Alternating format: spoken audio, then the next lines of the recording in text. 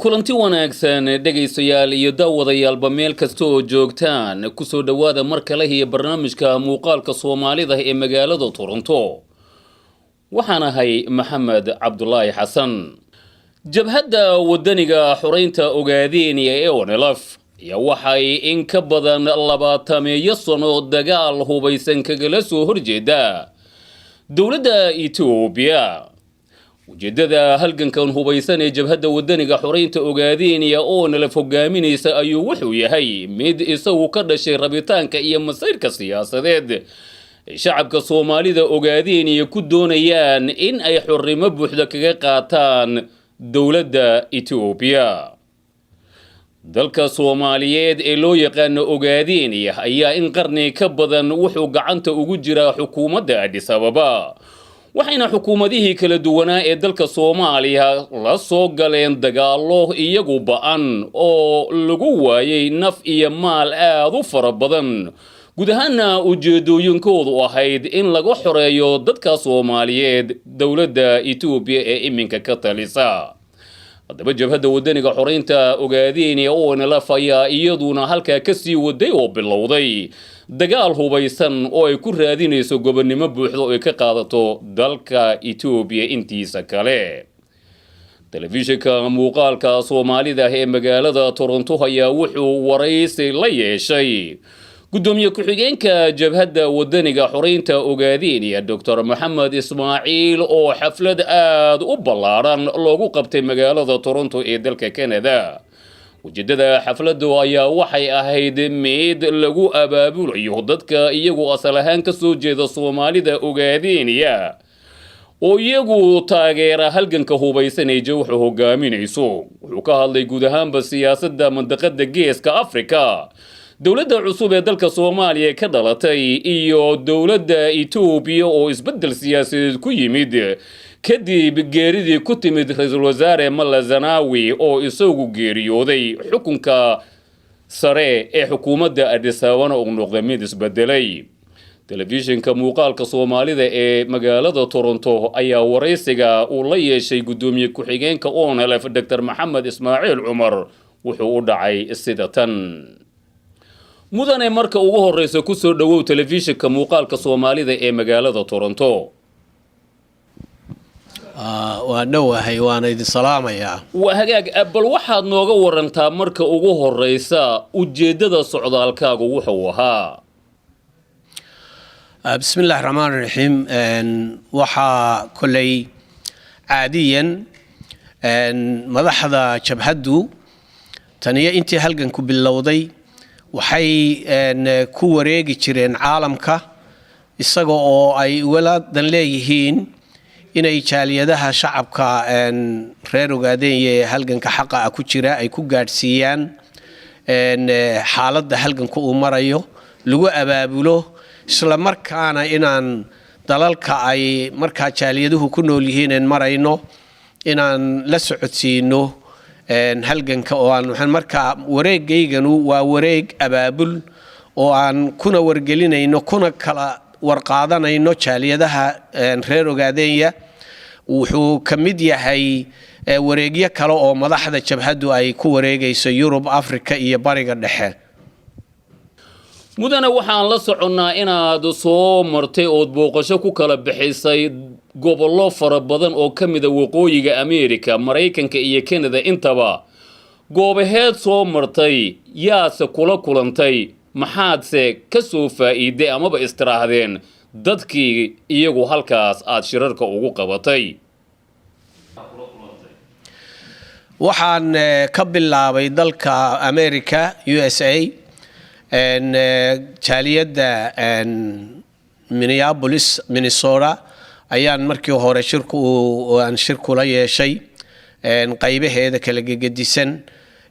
shir weyn oo ay dadka Soomaaliyeed ka soo qayb galeen walaalaha nahay ayaa iyadana la qabtay. waxaan uga gudbay gobolkaas California, magaalada San Diego oo sidaas oo kale aan jaaliyadda iyo qaybaha ay jaaliyaddu ka kooban tahay sida ururka dhalinyarada, haweenka iyo odayaasha aan kula kulmay. waxaa kale oo aan soo maray Denver ama Colorado gobolka Colorado sidaasoo kale iyadana u soo maray Canada u soo gudbay oo gobolka Alberta hadda ka imid hadda meeshan Toronto waa halkii ugu dambeysay oo shirkii ugu dambeeyay aan shalay ku qabanay magaalada Toronto mudane maxamed waxaa jira dad aad u fara badan oo Soomaali ah oo iminka ka daawanaya shaashada oo aaminsan in dawladda Itoobiya ay tahay mid federaal ah dadka Soomaaliyeed ee ku hoos nool Itoobiyana ay haystaan dawlad ay iyagu leeyihiin oo u madax bannaan arrimahaas maxay ONLF ka aaminsan tahay runtii ma aha dawlad ma aha waa magacuyaal taas waxa weeye Itoobiya isbedelkan ka dhacayo horta waa mid runtii aad moodid aan jiritaankii Itoobiyaba inuu khalkhal gelin doonayo maxaa jira Itoobiya taariikhiyan waligeedba intay soo jirtay xukun kaligi talisa oo hal qowmiyad oo minority ay xukuntu ahaan jiray ummadaha kale ee shucuubta kale ee Itoobiya ay haysatay aan la caburin jiray waxaad moodaa dictatoriyadii u dambeysay inay hadda burburtay haddii ay ku soo noqoto dictatoriyadii ay xoog ku soo noqotona oo qolada yaraanka ee hadda haysata ay ku adkaystaan inay xukunkiisii afduubaan waxaa laga yaabaa inay halkaas u horseeto burbur iyo civil dagaal sokeeye taas waxaa garab socota halgankii shacabka reer Ogaadeen iyo xoogeystay oo runtii maanta ka guuleystay siyaasiyan iyo muxuu ahaa ciidan ahaanba Itoobiya ee ay kaliya ay hadda ku sii nafdheeraysanayso duruufta ka jirta Soomaaliya ee xukun xoog leh oo qarankii Soomaaliyeed iyo siyaadadii Soomaaliyeed xadkeeda ilaaliya ayna ka jirin faragelinta ay ku hayso ayay rajo ka qabtaa waxaa jira waxa aad ku tilmaantay dawlad bay dadku leeyihiin runtii haddii ay wax jiraan oo jigjiga ay wax ka jiraan waa kuwa gumaadaya waxa weeyaan dadkii shacabkii reer Ogaadeen horta ama dalka Ogaadeen waa xabis weyn oo dusha ka furan oo runtii xidhan xabisyo yar yar oo fara badan oo intoodii kalena lagu jirdilana way jiraan waxa sameynaya ee dadka gumaadaya ee barakicinaya ee runtii gaajada ku dilay ee bahdilay waxa weeyaan waa ka aad ku sheegayso dawladda ee ma aha dawlad waxa weeyaan waa qalab ama saalad ay dawladda Itoobiya u adeegsato gumaadka iyo muxuu ahaa dabargoynta shacabka reer Ogaadeen kaliya iyagoo loo dabargoynayo maxaad xaqiina u doonaysaan ama aad ugu dagaalamaysaan mudane wararka ka imanaya dalka Itoobiya gaar ahaan maamulka Soomaalidu leedahay ee ka jira dalkan aad u dagaalamaysaan ayaa waxay sheegayaan in dhawaan la sii daayay maxaabiis aad u fara badan taasna ay ku tilmaameen inay ku raadinayaan kalsoonida shacabka Soomaalida ah ee iyagu ku hoos nool xukuumadda Itoobiya haddii aad ONLF tihiin maxaad ka oranaysaan ama kaba aaminsan tihiin maxaabiista faraha badan ee la sii daayay waxa weeyaan maxaabiistaas runtii waxa weeye 18,000 in ka badan oo maxaabiistii faraha badnayd ee Ogaadeen ku jirtay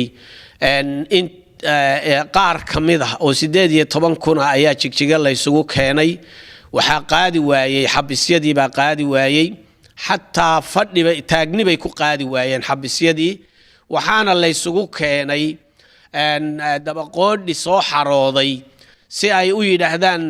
sharaf bay leeyihiin oo iyaga magacooda dadka lagu sii daynayaa ayay u soo ururiyeen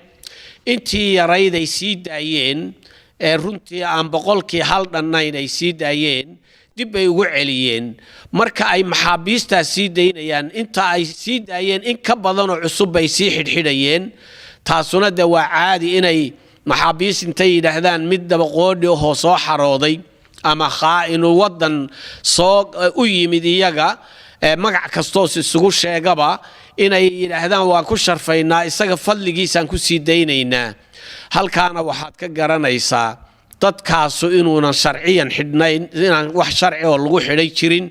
haddii uu hal nin markuu rabana sii daynayo markuu rabana dib ugu celinayo oo intay dhexda ku soo jiraan haddana dib loo sii celinayo yani macnihii waxaa halka aad ka arkaysaa meel sharci ka shaqaynaya ma aha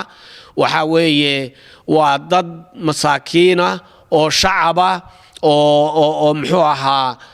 dadka Itoobiya ay adeegsanaysa ee bahaliinta ee dhiig cabiinta siday u galaan kolba ay tahay markuu rabana uu soo xireynayaa markuu rabana uu sii daynayaa hadduu sii daayana de wuu ku sii celinayaa marka wax maxaabiis oo runtii la taaban karayo oo la sii daayay ma jiro intii uu yiri waa la sii daayay maamulka jigjigana intiiba way ku celiyeen oo halkiiba hadda maxaabiskiiba wali ku jiraan mudane waxaa tahay gudoomiye ku-xigeenkii jabhadda wadaniga xoreynta Ogaadeniya waxaa jiray wada hadallo iyagu bishii Oktoobar ee sanadkii hore ku dhexmaray jabhadda wadaniga xoreynta Ogaadeniya oo nalafiya dawladda Itoobiya caasimadda dalka Kenya ee Nairobi dalabka wada hadalkaas yaa iska lahaa maxaa sababay in uu burburo arintaas wada hadalka ah ee loogu raadinayay xal siyaasadeed dhibaatada dagaal ee iyagu ka oogan gudaha dalka Itoobiya gaar ahaan dhulka Soomaalidu degto ee loo yaqaan Ogaadeniya waxa weeyaan halganka Ogaadeniya gacan ka hadalku markuu bilowday ee Itoobiya ay xanuunsatay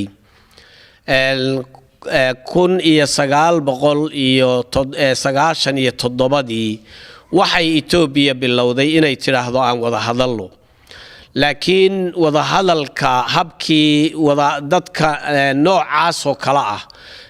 habkii ay u wada hadli lahaayeen habaan ahayn oo ah aynu inagu wada hadalno jabhaduna waxay diidaysay in ay labadoodu wada hadlaan laakiin aan qolo saddexaad ay joogto goob ammaan ah iyo qolo saddexaad oo xilkas ah inay wada hadalkeena goobjoog ka ahaadaan oo inay dhexdhexaadiyaan runtii taasuna waxay dhacday markii ugu horeeyay ee wada hadalkii aan galay 1997 wada hadalkii ugu horeeyeen galay inay waftigii ka qayb galay ee jabhadda ay laayeen markay taasu dhacday iyo mabdi'iyan ba anagoo aaminsan inaanu Itoobiya wada hadallo garab saddexaad oo xilkasa goobjoog ka yahay na dhexdhexaadinayo meel ammaanana lagu wada hadlayo dariiq dheer bay sheekadaas soo martay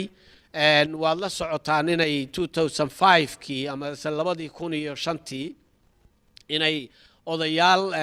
salaadiin reer Ogaadeniya ay yiraahdeen wada hadlo oo xataa dibadaha ay u soo direen arrimahaas aanu isku mari la'ayn Itoobiya waxay bilowday inay propagandooyin oo NLF baa kala jabtay oo garab baa soo baxay garabkaas aanu heshiinay intay shacabay iyadu soo uruurisay iyo kuwii iyadu u shaqayn jiray qudhooda ay ku magacawday waxay ugu tilmaantay waa ONLF waan wada hadalay waana heshiinay Addis Ababa dhexdeeda ay waraaqa ku kala saxsaxdeen waxay ugu magac bixisay saxiix iyo heshiis yani Itoobiya waxa soo dhan waxay uga dan lahayd inay bilow aadmiga iyo caalamka ay ku khalado oo raayul caalamka ay khalado ee ugu dan lahayd laakiin xaqiiqadii bay ka badin weyday oo markii dambe dawladda Kenya ayay inay wada hadashiiso iyadu codsatay waana ka ogolaanay maadaama ay shuruudihii ay oofinayso inay Kenya wada hadashiiso meel ka ammaan ana lagu wada hadlo Kenya ah runtii wada hadalkaas uu bilowday si fiican buu u bilowday la isuguna afgartay fayskii hore ama wajigii hore ka bacdi Itoobiya way iyada markii dambana ka baxday wada hadalkii oo burburisay haddii aan ku tilmaamayo burbur macnadii iyadaa joojisay waxba umay teel la dhiganin marka jabhaddu waxa weeyaan markii horena iyadaa soo dalbatay haddana iyadaa ka baxday de meeshay ku dhuri doontay iyo waxay ka muxuu ahaa ka dheefto iyadaa ogaan doonta dawladda Itoobiya waxaanuse ku tilmaamaynaa sababta ay u burburisay inay tahay qolyaha saraakiisha ogaadaya jooga oo dagaalka ogaadaya ku naaxay aan rabinna inuu dagaalku istaago dhinacnaba uu isu taaga aan rabin ayaa sabab u ahaa taasoo muujinaysa inuu sargaal burburiyo isagoo prime ministerkii iyo dawladdii dhexe ay raalli ka tahay ama ay ku jirto taasna waxay muujinaysaa dawlad aan kala amar qaadanaynin oo ah maaragtay warqad jananku kuu qoray saajin kugu tuuriye oo kale warqad jananku teeb kuugu qoray saajin kugu tuuriyadii oo kale yacni mahma gabaygii ahaayoo kale ayaad moodaa inay Itoobiya maanta tahay halkaas waa hagaag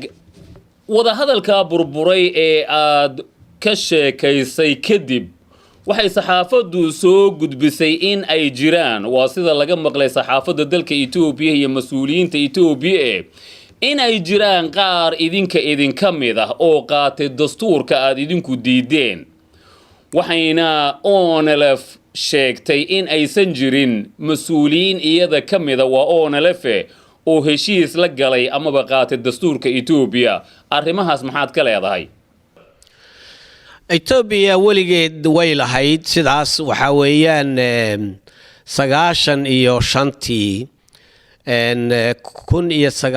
1995tii xubin ka soo xarooday jabhadda wadaniga xoreynta Ogaadaya ee dagaalka kula jirtay ayay Itoobiya soo qaaday waxay tiri waa garab baa soo galay waxayna u samaysay jabhad la yiraahdo ONLF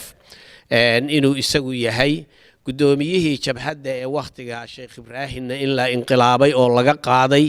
hadee maxay taas ku dambeysay waxay ku dambeysay in uu halgankii halkii ka sii karaar qaatay oo uu waliba maadartay dibad iyo gudaba uu ka karaar uu sii halganku sii karaar qaatay oo sii xoogaystay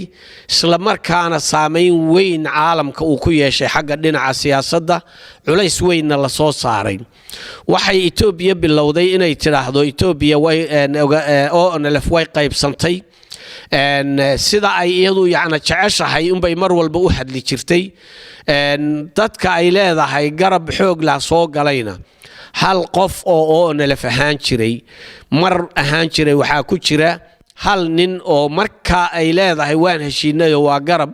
6 sano ka hor ayaa laga saaray jabhadda markuu dambi weyn ka galay marka hadda Itoobiya waxa weeyaan afkeeda anagu ma qaban karayno marba been inay aliftoy tiraahdo waxay jawaasiisteedii iyo dabaqoodhigii iyada awal horeba aan u hayay muxuu ahaa qalbi jileeca ayay intay shaararkii ONLF u xidhay oo calankii ONLF u gelisay ayay jigjiga soo shirisay runtii taana waxaan u aragnay calaamadii iyo shicaarkii ONLF oo jigjiga la geeyay caalamkuna saas u arkaya mana maad aragtay wax dhib ah oo ay annaga taa noo yeelaysa ma ay jirto waxaa jira Itoobiya waxay fallaadhu gilgilasho kaagama hadhaa la yidhi waxay aad iyo aad jeceshahay ama ay ku dadaalayaan dambi dagaalayaalka ay madaxda Itoobiya tahay prime ministerka kii dhintay iyo kuwa hadda jooga iyo saraakiisha Itoobiya ay galeen war crime ka ay ka galeen muxuu ahaa shacabka reer Ogaadaya waxba galabsanin waxaanu u gudbinay hay'adaha maadaragtay qaabilsan maxkamadaha caalamka iyaga oo magacyadoodii iyo sawiradoodii dadka war crime ka galay